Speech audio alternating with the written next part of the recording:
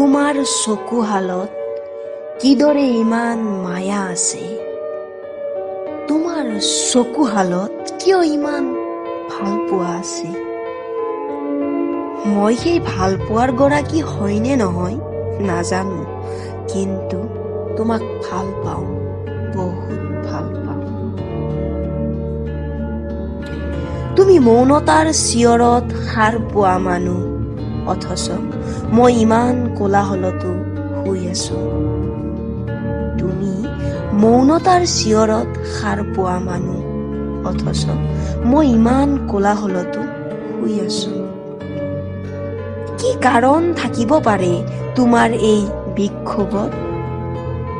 ভাল পোৱা মোক, অথচ প্ৰতিবাদ কৰি কৈ দিয়া তুমি মোৰ প্ৰেম নহয়।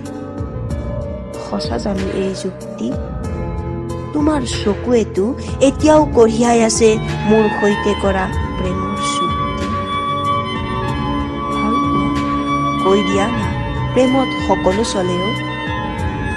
কেৱল প্ৰেমহীনতাৰ কবলত পৰি প্ৰেম মুৰ্দাবাদ কোৱাটোহে নচলে। তুমি ইমান সৰল, অথচ সাধাৰণ নহয়। তোমাৰ বুকুৰ মাজত কুচিমুচি সোমাই মই মোক উদ্ধাৰ কৰিলো আত্মজাহৰ পৰা। তুমি কাষত থাকিলে এনে কিয় লাগে যেন মৃত্যুৰ কাৰণেও মোৰ সময়ৰ অভাৱ হৈ পৰে। ভাল পোৱা আচলতে কি? চাগৈ এইটোৱেই পৃথিৱীৰ আটাইতকৈ জটিল প্ৰশ্ন।